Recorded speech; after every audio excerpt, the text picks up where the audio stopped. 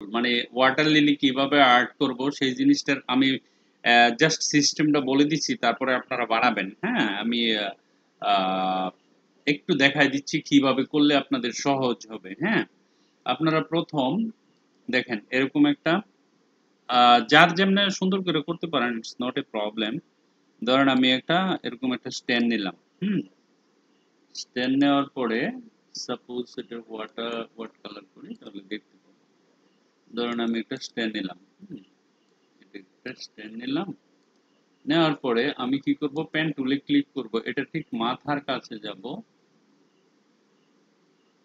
এটা বরাবর আমি এখানে একটা ক্লিক করলাম, শিফটে ধরে ঠিক তার পাশে ধরেন এইখানে এই যে এই জায়গাতে আমি একটা ক্লিক করলাম। ক্লিক করে ছাড়বো না।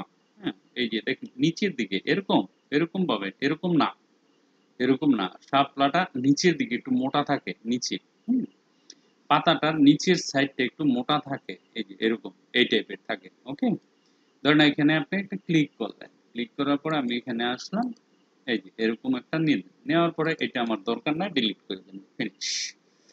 ঠিক আছে, তো এটাতে ক্লিক করবেন, এই যে এখানে এটাতে আমরা একটা ক্লিক করব।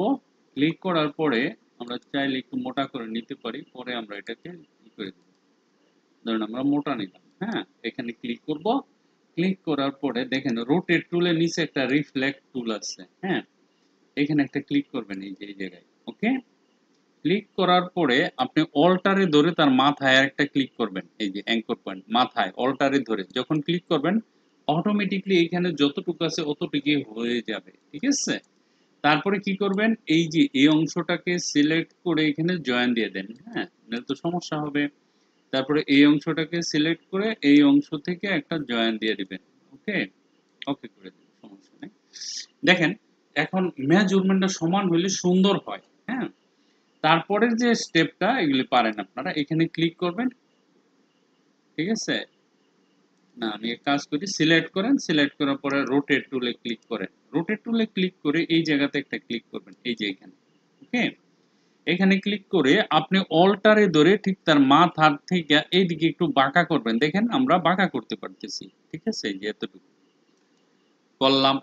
করার পরে আপনি যদি অল্টার ডি দেন তাই অটোমেটিকলি হচ্ছে কিন্তু। হ্যাঁ, দেখেন এই যে আরেকটা নেই।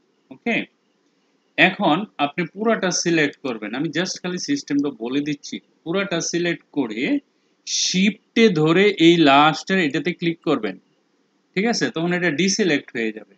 ওকে, ডিসিলেক্ট হওয়ার পরে আপনি কি করবেন, আবার এই যে রোটেট টুলের নিচে রিফ্লেক্টে যাবেন। হুম, এইখানে একটা ক্লিক করবেন, ক্লিক করার পরে অল্টার চেপে ওর মাথায় একটা ক্লিক করবেন, এই যে এটার মাথায় একটা ক্লিক করেন, দেখেন বাকি যতটুকু ছিল অতটুকু হয়ে গেছে। ঠিক আছে,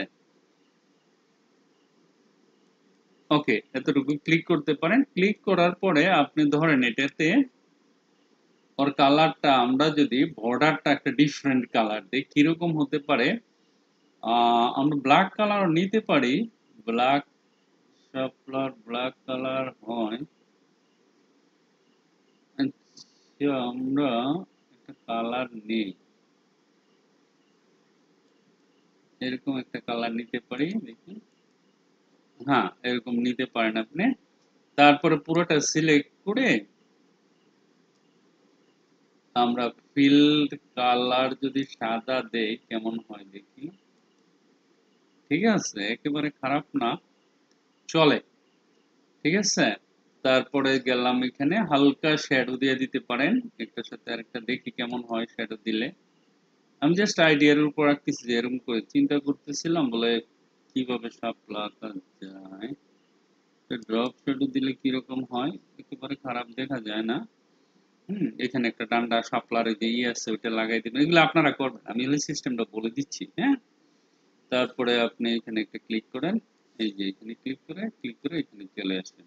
ঠিক আছে, তো, এই যে আমি যে সিস্টেমে দিছি এই সিস্টেমে আপনি বানাতে পারবেন। তারপর এমনি দিয়ে এখানে দিয়ে একটা ডান্ডা নিচে শাপলার যে ইটা থাকে গোল ইটা থাকে এটা দিয়ে দিতে পারেন। তারপর এটা পানির মধ্যে দিতে পারেন, ফ্লাওয়ার দিতে পারেন। তারপরে এখানে শাপলার ভিতরে এটা তো ভিতরে থাকে, তাই না? শাপলার ভিতরে ফুল আর একটা হলুদ কালার একটা ফুল থাকে ওটা তো শাপলার ভিতরে সেটাও বানাইতে পারেন। এইভাবে আপনারা শাপলা